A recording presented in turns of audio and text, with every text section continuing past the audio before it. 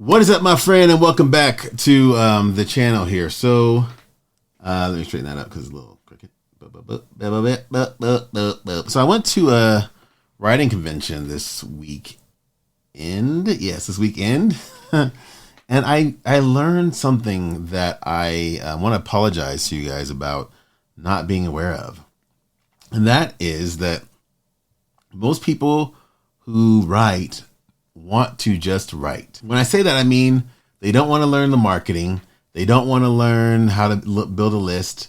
They don't want to learn how to format the book and get a cover and do publicity and all other stuff.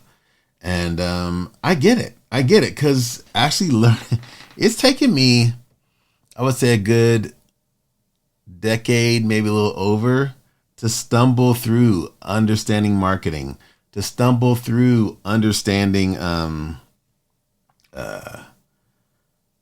formatting and algorithms and, just all the things that they make courses for you to understand. And I think that in seeing that meeting group, whatever you want to call it, festival, whatever they're called, not festival, but book writing convention, I realized that a lot of people want to get their book out there, but they don't want to learn all that stuff. And sometimes we don't have time. We don't have another decade or so to learn all that stuff, which is why we're like, I want a publishing deal. It's just started like clicking with me, which is why people are like, I want a publishing deal so that I can write the book, hand it to someone, and have them do it. And I got to be honest, a while ago, I was like, man, let me keep it 100 with you. I was like, that's the lazy man's way to go. That's what I was thinking, because I had to work through learning all that stuff. And then I started seeing people in this writing convention. I was like, it's not lazy. It's a lot.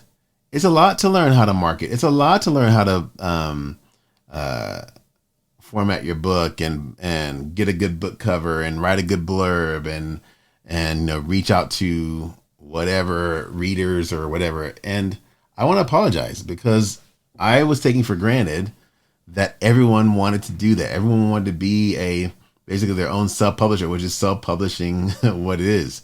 And not everyone wants that. And not everyone should have to do that. Not every writer is made to do it. Could you imagine if, I don't know, actually we can go even more contemporary.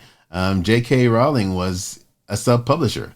Imagine if she had to, with her limited resources or whatever, had to figure out how to market, publish, get book covers, all that stuff, Harry Potter, all that stuff by herself. Now, of course, she did the whole going out to schools and fine-tuning it with readers, which is something we always talk about here on the channel. Making sure that you're reader focused, because that clearly works. Look at her success. But back in the day, these writers that, people often make reference to from the 40s, 50s, teens, 20s, or whatever, they didn't have to worry about that stuff. Of course, they got paid a percentage of whatever it was, which I'm going to talk about on this thing as well. But I wanted to apologize to you because I'm sorry for making statements, assuming that you guys wanted to learn all that stuff. So that being said, I'm going to tell you something in a minute, but here's the thing that kind of got me into thinking that I'm going to figure this out for you. So here's what I'm going to ask you. What things are you, this itch in my back there. There we go. Got it.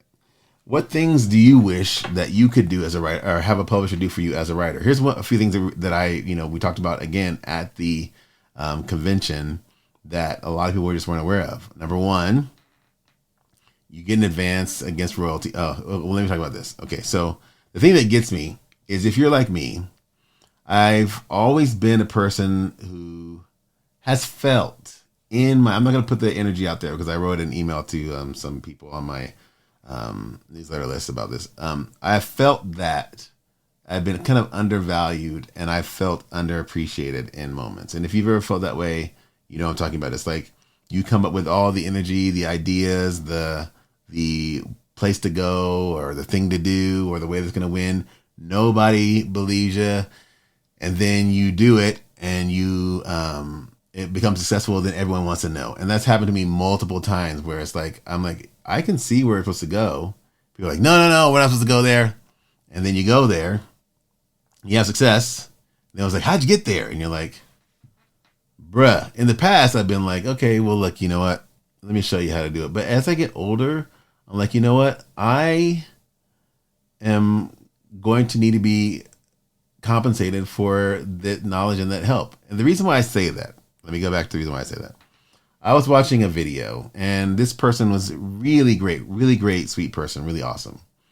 And I've seen this multiple times before where people have said, I've got this, multi 6-figure or in some cases 7-figure advance for my first novel or my second novel. And then they say, and then I think, okay, well, maybe they're like, some huge person. That's why they're getting this 6 or 7-figure advance. Then come to find out, they say things like, I've never sold a book in some cases. I've never sold more than 3,000, 4,000 books in some cases. And it makes you go, well, wait a minute. As a writer, it's like, why does this person get a 6, 7-figure deal or whatever against a book they've never written and no track record of ever selling large numbers of books? Yet, there are self-published authors out there, some of which I know very, very well, who have sold 10, 20, 30,000 books. And a publisher will approach them and say, hey, I want to publish your book or take over, put your book on our imprint. Here's, $5,000. Here's $10,000. You've seen me talk about this on this channel. How is it that someone with a proven track record, like these people that I know, and this happened in music as well, these people with a track record that I know have sold 10 to 20, 30,000 books, right? They have proof of concept. They have proof of their writing skill. They have proof of serving the audience. And someone's going to come to them and say, well, I'm going to give you 5 to 10K. And yet someone who has never, ever sold a book, just has an idea, or has sold 1,000 or 2, gets a 6 or 7-figure deal. That just really got on my nerves. And it wasn't intended to.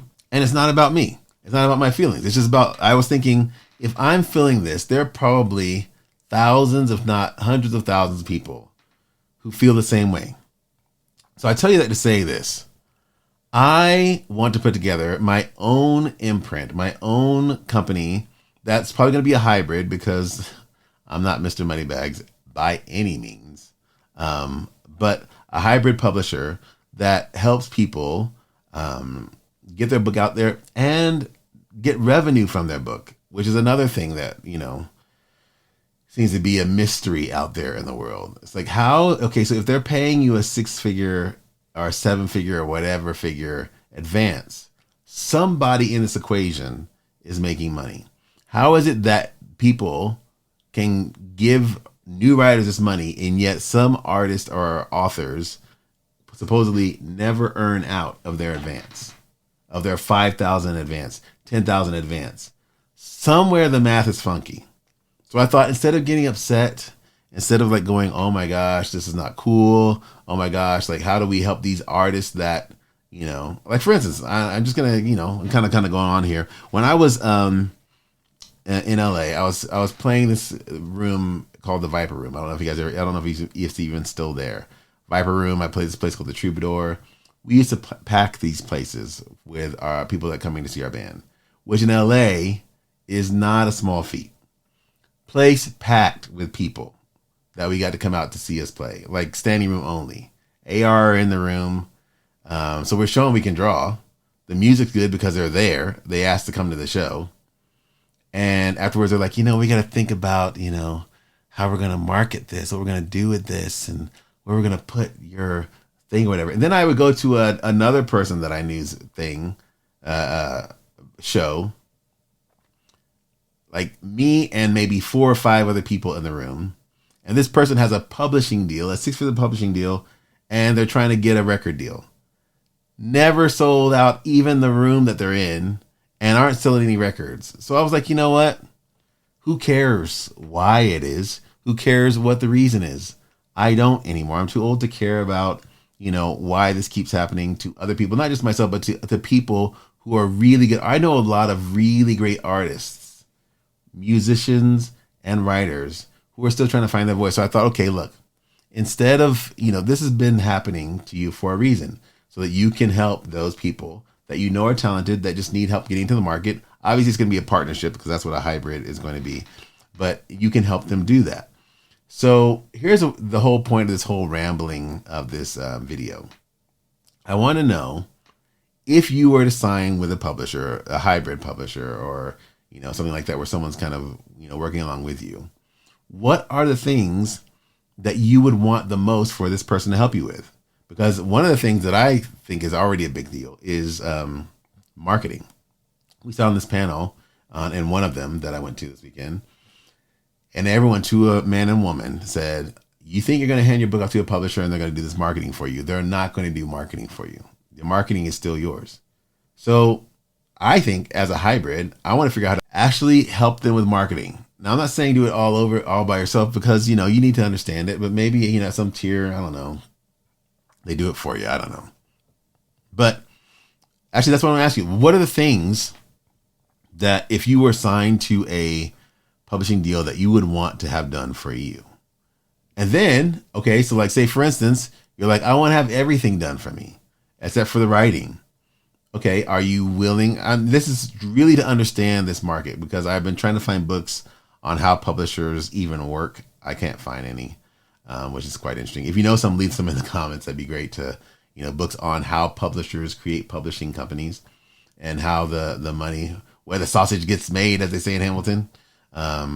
Because I'm like, there need to be more people out there publishing, helping authors publish books, and I want to be one of them. Instead of complaining about the industry, they're not any more special than you or I. So let's figure this out and create and publish the books that we want, starting with this thing. So anyways, here's the thing I want to ask for you, because I've been going out for a long time. Number one, if you were to sign with a publisher, hybrid or anything, what are 2 or 3 things that you would want them to do with and for you as your partner in this publishing journey? That's number one. And number 2, if you know any books out there on how publishing companies got started, or nonfiction books on publishing companies that grew, I'd love to read them. So please leave those in the comment as well. Oh, and click the link and subscribe button, and let's keep this going. And I'm going to put this together for you, because I want to figure this out, and I want to be someone that helps voices that, may not have a chance to get out there, because I think the world needs more voices than the ones that I guess aren't even tried or tested and get 6- and 7-figure advances. I know, I'm a little bitter. I'm letting it go. Deep breath. Woosah. Be the change you want to see by clicking that like and subscribe button. And I'll see you guys in the next video. And again, I'm sorry for assuming that everyone wants to do that, but since I know how to do those things, marketing, formatting, publishing, and all that stuff, I figured, let me figure out how I can be the person that I wish that I had by creating a publishing company, whether it be hybrid or whatever, to serve those people, or to serve the younger people out there, or even not the younger people like me, if 3 years ago or whatever, which would still been like 47 years old. So putting that out there. Anyways, you can click that like and subscribe button. Let me know 3 things you wish a publisher would do, or you would want a publisher to do if you were to sign with them, whether it's traditional or hybrid or whatever, small press or whatever. 3 things you want them to do. And if you know a book about a publishing company that's a documented, non-traditional book about a publishing company that talks about how they grew and started and all that stuff, I'd love to know that too. So hopefully you can leave that in the comments, and I will see you guys in the next video, where we're going to talk. I feel weird. I'm going to share some more how-tos, but, hopefully it'll help you on the way. But also I'm going to share the journey with how to start a publishing company, because I want to do that and help more writers get out there. So anyways, like, subscribe, and I'll see you guys in the next video. Peace. I'm already rambling on too long. Talk to you later. Peace. Bye-bye.